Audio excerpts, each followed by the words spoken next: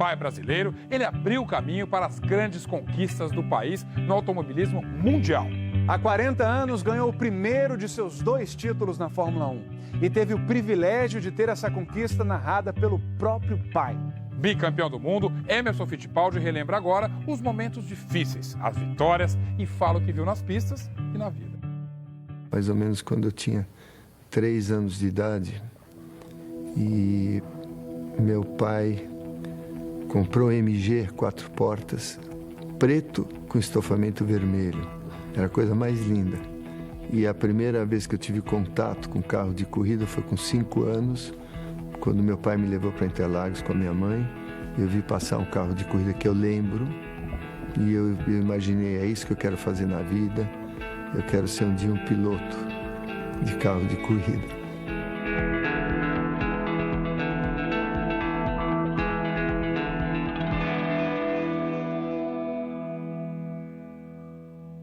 Meu pai era jornalista, transmitia as corridas, né, pela Rádio Pan-Americana na época. Meu pai era envolvido diretamente assim, com o automobilismo, que era um automobilismo praticamente amador que existia no Brasil.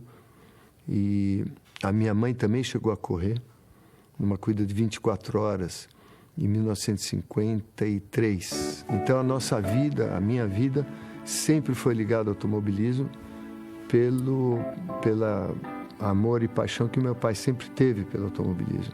E isso passou para mim junto com meu irmão Wilson. Eu sempre tive assim uma admiração muito grande pelo Chico Landi, que eu chamava o seu Chico. Ele chegou a me carregar no colo. E o Fangio também, o Juan Manuel Fangio, que foi 5 vezes campeão mundial, eram 2 ídolos que eu tinha. E cresci assim, fissurado na carreira deles.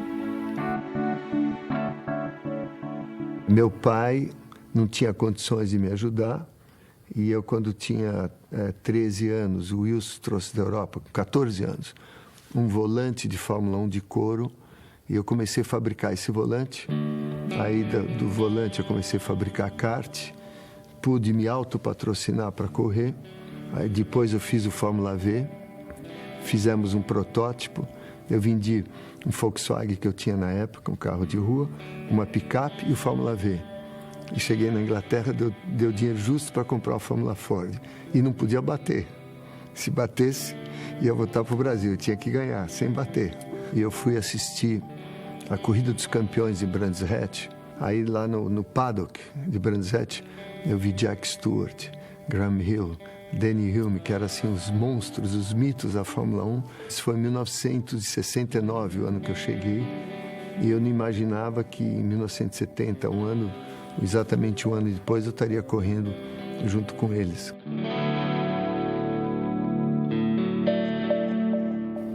Para mim foi assim um sonho que, quando eu saí do Brasil, eu nunca imaginei que eu ia poder ser campeão mundial.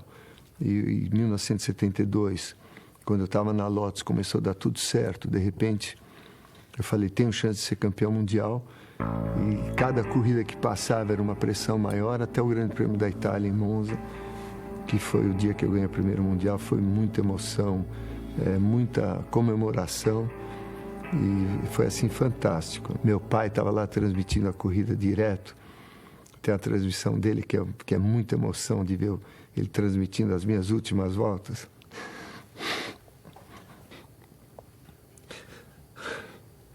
Eu vi meu pai hoje aqui, por isso que eu estou assim.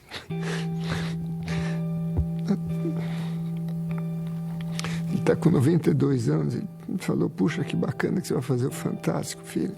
Eu falei, pai, vou falar daquela transmissão. Que espetacular. Chegada e atenção, aí vem o vencedor da competição. É o Brasil ganhando o Campeonato Mundial de Automobilismo. Venceu Emerson Fittipaldi. Meu pai foi assim muito responsável por tudo que aconteceu na minha carreira. Então eu tenho assim um amor por ele muito grande. Ele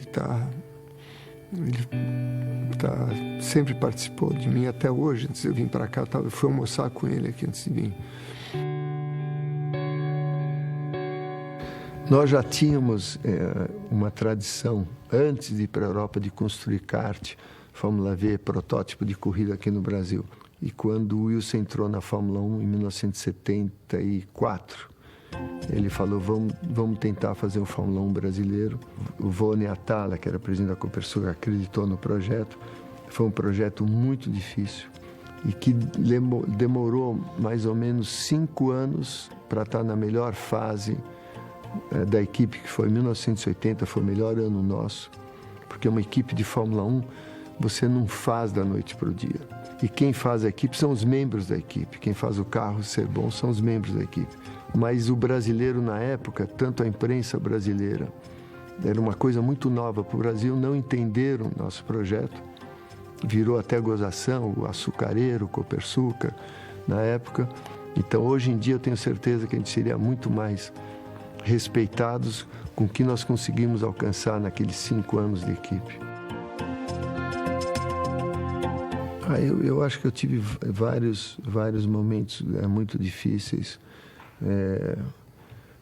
que eu pensei muito se eu devia continuar ou não devia continuar. Quando aconteceu a morte do meu companheiro de equipe, o Jochen, foi muito difícil para mim. Depois teve um acidente muito feio em 1971, em Brands Hatch. O Joe Ciffer, com a BRM, capotou. Eu parei o carro para tirar ele do carro, o carro dele explodiu. Ele era um amigo meu também, morava na Suíça, e já era uma geração antes da minha. E foi assim um baque também violento. E depois a morte do François Sever também foi terrível, em Watkins Glen, no Grande Prêmio dos Estados Unidos. E foram 3 momentos que eu quase parei, né? Que eu pensei muito, não vale a pena continuar no automobilismo. E o Watkins Glen, em 1973, quando eu vi o acidente do François, eu saí do carro, fui no treino, fui no estacionamento, não queria ficar com ninguém. E fiquei orando, conversando com Deus se valia a pena continuar ou não. Eu fiquei aqui parado no Brasil e aí eu entrei numa corrida aqui no Brasil de superkart, kart com 2 motores na época, que foi muito divertido e queria acelerar de novo. Quando eu tive o convite para guiar no Grande Prêmio de Miami, eu falei, deixa eu lá sentar no cockpit e ver como que eu me sinto. E me senti muito à vontade de novo. Falei, é isso que eu quero fazer. Nunca achei que eu ia competir mais 11 anos na Índia e nos Estados Unidos. Eu achei que ia fazer 2, 3 corridas por ano. No sábado, antes da corrida, foi as 500 milhas de Michigan, eu falei para o Roger Penske, eu falei, Laguna Seca vai ser minha última corrida, eu já estava decidido parar. Eu ia fazer só mais 3 corridas. E aí tive esse acidente, que graças a Deus sobrevivi, foi terrível o acidente, mas foi uma chamada de Deus. Para, está na hora de parar. Mas eu falei que eu ia parar 3 vezes depois, mas por algum motivo ele falou, pare, eu parei. E estou aqui, graças a Deus. Foi assim, um trauma muito grande. Eu curto cada fase da minha vida, eu curto até hoje. Tem coisas que eu quero fazer daqui para frente em esportes diferentes, para continuar. De vez em quando eu jogo tênis, faço wakeboard, snowboard. Ainda continuo de acordo com as condições físicas e psicológicas que eu tenho hoje em dia, né? Porque cada esporte transmite. Eu adoro esporte. Você, quando se envolve no esporte, qualquer atleta, você tem que ter equilíbrio, né? Quanto tempo você dá para o esporte, quanto tempo você dá para a família, para as coisas suas particulares. Você tem que equilibrar isso. E quando desequilibra, não dá certo. E às vezes eu errei. Eu estava muito no esporte, pouco na família. Eu acho que principalmente quem tem uma vida muito agitada, uma vida de muitos altos e baixos, muito risco, a família é muito importante. Meus filhos, eu sempre dei oportunidade. O Pietro Fittipaldi, que está com 15 anos, começou ano passado com 14 a correr na NASCAR. Ganhou o primeiro campeonato com um carro de 500 cavalos com 15 anos de idade. Imagina, quando eu vejo o Pietro correr lá, e a NASCAR é muito contato. É muito, o tempo todo, um oval de... Eles viram em 16 segundos a volta, é impressionante. E eu fico lá no centro da pista virando que nem um peão acompanhando o Pietro, não falo com ninguém até acabar a corrida. acabou a corrida, eu respiro fundo, aí eu começo a conversar com as pessoas em volta. É impressionante a emoção de ver meu neto correr. Eu vi assim uma vida abençoada, uma vida de muita gente boa perto de mim, que sempre me ajudou. Eu vi assim uma vida que eu tive a sorte de poder me dedicar ao esporte que eu mais gostei na minha vida. Eu acho que o esporte é muito bom para qualquer pessoa.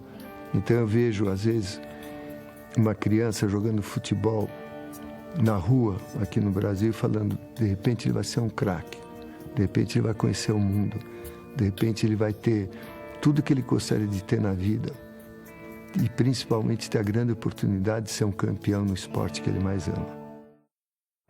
Bonito. Agora,